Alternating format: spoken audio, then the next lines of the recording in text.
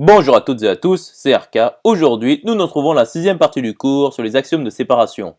Donc aujourd'hui, nous allons nous intéresser à l'espace accessible, dit également de Fréchet. Rentrons alors dans le vif du sujet. Donc soit ET un espace topologique avec E non vide, et soit la propriété T1 qui nous dit que pour tout xy de E2, x différent de y implique qu'il existe un voisinage V de x tel que y n'appartient pas à V, et il existe un voisinage V' de y tel que x n'appartient pas à V'. Donc ET est un espace accessible ou de Fréchet si et seulement si ET vérifie T1. Donc soit les propriétés 1 qui dit que R0 et T0 sont vérifiées, propriété 2 qui nous dit que pour tout x de E, le singleton x est égal à l'adhérence du singleton x, c'est-à-dire à son adhérence. La propriété 3 qui nous dit que pour tout x de E, l'intersection des voisinages de x est égale au singleton x.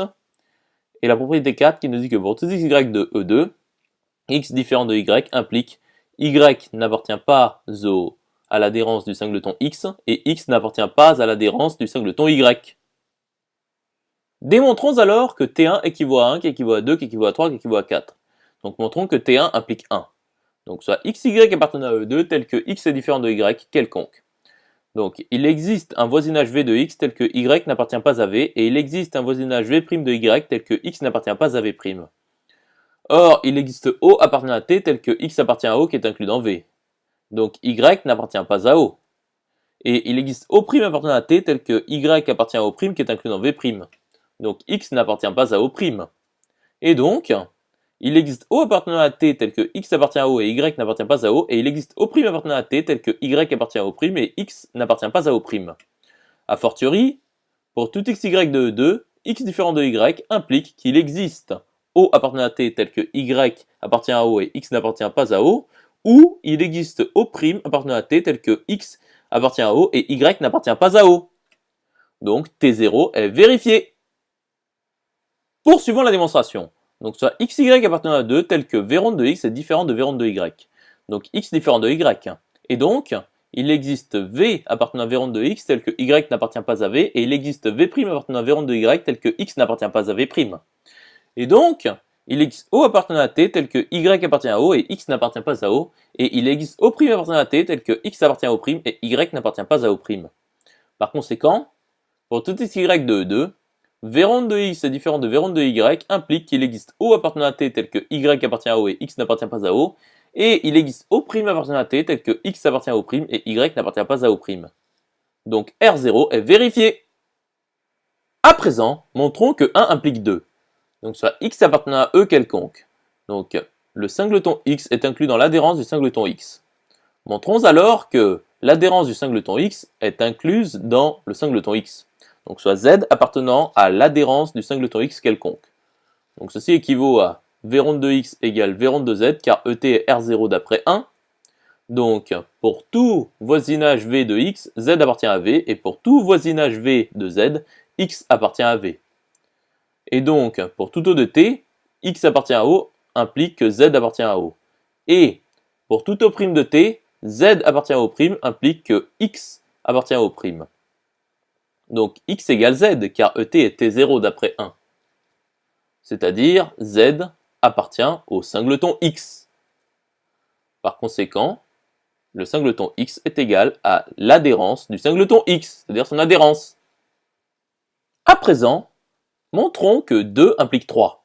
Donc soit x appartenant à E quelconque. Donc pour tout voisinage V de x, x appartient à V. Donc x appartient à l'intersection pour V appartenant à V rond de x des V. C'est-à-dire le singleton x est inclus dans l'intersection des V pour V un voisinage de x. Donc soit y appartenant à E tel que y appartient à l'intersection des voisinages V de x. Donc, pour tout voisinage V de x, y appartient à V. C'est-à-dire, pour tout voisinage V de x, V inter y est non vide. C'est-à-dire, x appartient à l'adhérence du singleton y qui est égal au singleton y d'après 2. Donc, y égale x. Et donc, l'intersection des voisinages de x est inclue dans le singleton x. Par conséquent, l'intersection des voisinages V de x est égale au singleton x. Continuons la démonstration. Donc montrons que 3 implique 4. Donc soit xy appartenant à E2 tel que x est différent de y. Donc le singleton x est différent du singleton y. Donc l'intersection des voisinages v de x est différent du singleton y. Et donc y n'appartient pas à l'intersection des voisinages v de x. Et donc il existe un voisinage v de x tel que y n'appartient pas à v. C'est-à-dire il existe un voisinage v de x tel que v inter i, le singleton y, est vide. C'est-à-dire x n'appartient pas à l'adhérence du singleton y. Et de même, y n'appartient pas à l'adhérence du singleton x, en utilisant le même raisonnement. Montrons alors que 4 implique T1. Donc soit xy appartenant à 2 tel que x est différent de y quelconque. Donc x n'appartient pas à l'adhérence du singleton y et y n'appartient pas à l'adhérence du singleton x.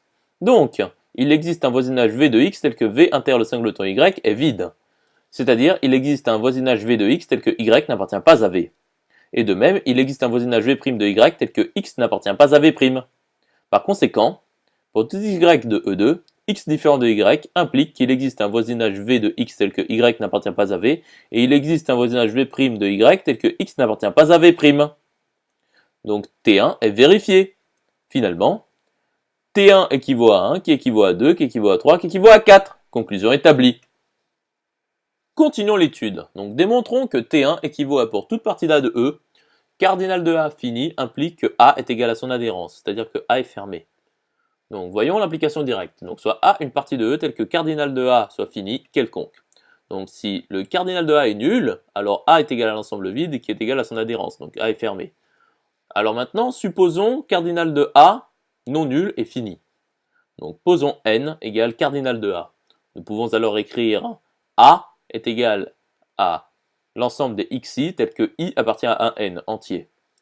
Donc A est égal à l'union pour i allant jusqu'à n des singletons xi. Et l'adhérence de A est égale à l'adhérence de l'union pour i allant jusqu'à n des singletons xi.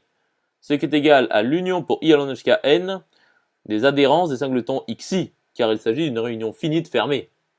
Ce qui est égal à l'union pour i allant jusqu'à n des singletons xi, car l'espace est T1, donc les singletons sont égaux à leur adhérence, ce qui est égal à A, car nous l'avons défini comme ceci au début. Voyons alors l'implication réciproque, donc soit x appartenant à E quelconque. Donc le cardinal du singleton x est égal à 1, qui appartient à n. Donc x est égal, c'est-à-dire le singleton x est égal à son adhérence. Donc T1 est respecté. Conclusion établie. Poursuivons l'étude. Donc soit I ronde la relation d'équivalence sur E telle que, pour tout y de E2, x I ronde y équivaut à v ronde de x égale v ronde de y. Donc soit phi l'application de E dans E sur I ronde qui associe à x la classe d'équivalence par rapport à I ronde de x. Donc démontrons que ET vérifie R0 équivaut à E sur I ronde Q de ET I ronde vérifie T1. Donc voyons l'application directe. Donc E sur I ronde Q de ET I ronde vérifie déjà T0. Donc montrons alors que pour tout AB de E sur I ronde 2, V ronde de A égale V ronde de B équivaut à A appartient à l'adhérence du singleton B. Donc montrons d'abord que pour tout AB de appartenant à E sur I ronde 2, V ronde de A égale V ronde de B implique que A appartient à l'adhérence du singleton B. Donc soit AB appartenant à E sur I ronde 2 tel que V ronde de A égale V ronde de B quelconque. Donc A est égal à B, nous l'avons démontré précédemment. Et donc A appartient au singleton B qui est inclus dans l'adhérence du singleton B. Montrons donc que pour tout AB de E sur I ronde 2, A appartient à l'adhérence du singleton B implique que V ronde de A égale V ronde de B. Donc soit AB appartenant à E sur I ronde 2 tel que A appartient à l'adhérence du singleton B. Donc pour tout voisinage V de A, B appartient à V. C'est-à-dire V ronde de A est inclus dans V ronde de B. Soit XY appartenant à A croix B quelconque. Donc le couple AB est égal au couple phi de X, phi de Y. Donc soit V un voisinage de X quelconque. Donc l'X O appartenant à T tel que X appartient à O qui est inclus dans V. Donc phi de O appartient à V ronde de A qui est inclus dans V ronde de B. Donc O est égal à l'image réciproque de phi de O par phi qui appartient à V ronde de Y. Donc Y appartient à O qui est inclus dans V. Et donc V est un voisinage de Y. Et donc v rond de x est inclus dans v rond de y. C'est-à-dire x appartient à l'adhérence du singleton y. C'est-à-dire v rond de x égale v rond de y, car ET vérifie R0. C'est-à-dire x y rond y. C'est-à-dire A égale à B. Donc, v rond de A égale v rond de B. Donc R0 est vérifié. Intéressons-nous alors à l'implication réciproque. Donc montrons alors que pour tout x, y de E2, v rond de x égale v rond de y implique que y appartient à l'adhérence du singleton x. Donc soit x, y appartenant à E2 tel que v rond de x égale v rond de y. Donc y appartient à l'adhérence du singleton x, d'après les démonstrations précédentes. Montrons donc que pour tout x, y de E2, y appartient à l'adhérence du singleton x implique que v rond de x égale v rond de y. Donc soit x, y appartenant à E2 tel que y appartient à l'adhérence du singleton x quelconque. Donc v rond de y est inclus dans v rond de x. Donc montrons que v rond de phi de y est inclus dans v rond de phi de x. Donc soit v appartenant à v rond de phi de y quelconque. Donc l'image réciproque de v par phi appartient à v rond de y est inclus dans v rond de x, car phi est continu par rapport aux topologies en question. Et donc phi de l'image réciproque de v par phi appartient à v rond de phi de x. Et phi de l'image réciproque de v par phi est inclus dans v. Et donc v appartient à v rond de phi de x. Par conséquent, v rond de phi de y est inclus dans v rond de phi de x, c'est-à-dire phi de y appartient à l'adhérence du singleton phi de x. C'est-à-dire v rond de phi de y égale v rond de phi de x, car E sur I ronde Q de ET I ronde vérifie T1 par hypothèse. C'est-à-dire phi de x égale phi de y, c'est-à-dire x y ronde y, c'est-à-dire v rond de x égale v rond de y. Conclusion établie. J'espère que cette vidéo vous aura plu et vous sera utile. Nous nous retrouvons dans la 7e partie.